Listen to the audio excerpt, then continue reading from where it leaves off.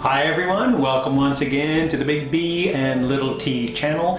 As I am actually known on this channel, I am the Big B. My last vlog, wow, I don't know what was going through my mind, but I called myself the Big T. I sure hope I didn't offend Tina, who is the Little T.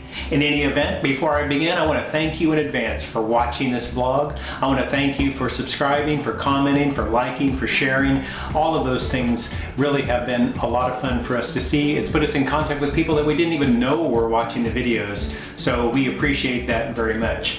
Now this is going to be a pretty short video. We took Vanessa Van Go out for another one-night camping adventure to our local, I say local, it's like 15 minutes away from the moment we pulled away from our apartment here to the actual campsite. It's just a gem of a place. And we took it out last weekend, and the day that we took it out, it was pouring rain. And that's one thing I want to talk to you about that we really have enjoyed with van camping, because if we had been tent camping, I can tell you we would have canceled the trip because it just was a mess. It had been raining all night. And the only thing that I guess was unfortunate is just loading some of the things into the van, but that was really not that significant. So we loaded them into the van. We did notice that Vanessa had a few small leaks around the windows, so that's something that we get to work on, but not surprising to us, and it wasn't anything too bad. But we went to our campsite, pulled in, and it was still raining. And what's so strange is we just stayed in the van. We actually stayed in the van most for the next couple of hours. We took a little nap, and then we actually cooked for the first time in the van. We do have an exhaust fan that pulls out from our Coleman stove, you know, the fumes, and we also have a carbon monoxide alarm in there as well. But it was pretty strange to be able to cook inside the van, and again, that would have been very difficult if we were tent camping. That's one of the unfortunate things. If it's raining, it's not very much fun to be doing that.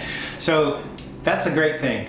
Pulled in, and we were able to rest, we were able to cook. The second thing I'd say is we just continue to be amazed by sleeping.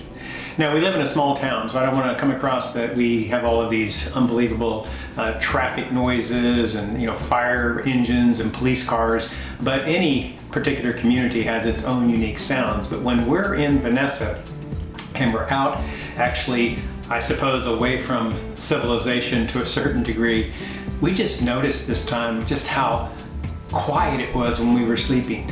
Just so quiet. We were the only people in, there were 4 available campsites. We were the only people there. So it was just so quiet. It was wonderful. But at the same time, when we got up the next morning, we took a walk, and it wasn't raining anymore, and we ate our breakfast and drank our coffee outside, and we were just totally amazed at the sounds that we miss on a day-to-day basis when you live in an apartment. Now, don't get me wrong, we love living in our apartment, but by living in an apartment, we're pretty self-contained in terms of like nature sounds, whether it's wind or whether it's birds or whatever it may be. We loved living out in the country for 18 years, you know, as we raised our family, but we got to a point where it was time to move on, and that's why we came here and to move into an apartment. But I'll tell you, the sounds, in fact, I captured Tina drawing. She didn't even know I was doing that. And watch this video, and you'll just see and hear the sounds that we love.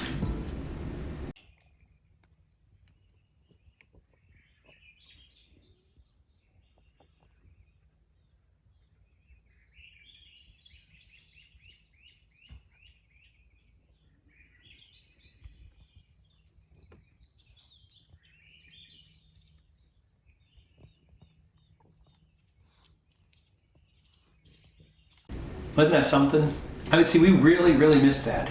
And that's one of the things that we really appreciate, going out and camping, van camping in particular. So that's all I have today. It was a fun trip.